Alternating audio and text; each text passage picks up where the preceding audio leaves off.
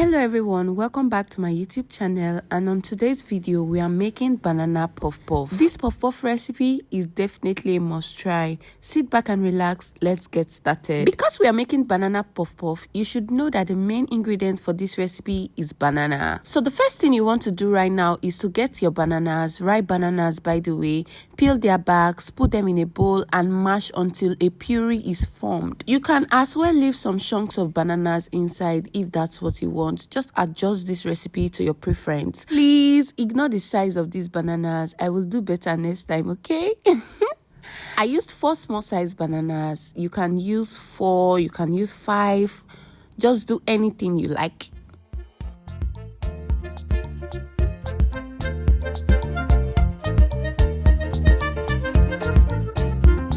Set it aside and let's get started with the making of our puff puff. Add 3 leveled cups of flour into a mixing bowl. My cup size is 250 ml, so please take note of these.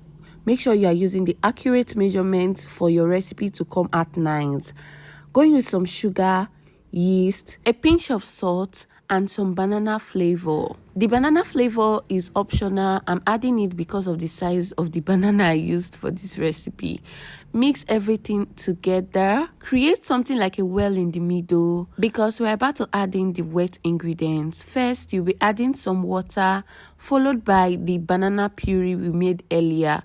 We made this banana puree by just mashing some bananas. Just that. Before I forget, this is Zezi's Kitchen. Welcome to my YouTube channel. If it's your first time tuning in, you are welcome. And to my returning subscribers, you are also welcome. Please like this video, drop a comment, share, subscribe, and also turn on your notification bell so that whenever I make a post, you will get a notification about it. I know it's not by force, but please just do it.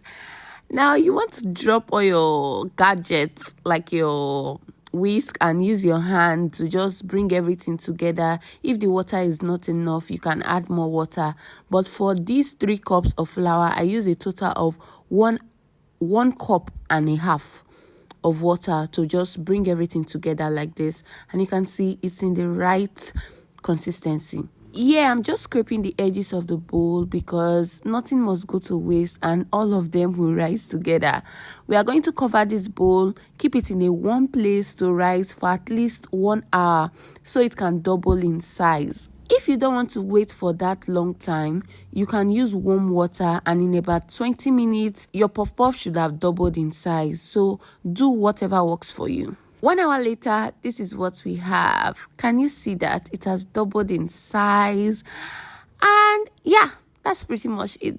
What you would do at this point is to open it. Can you see that? Jiggle, jiggle, jiggle, jiggle, jiggle, jiggle.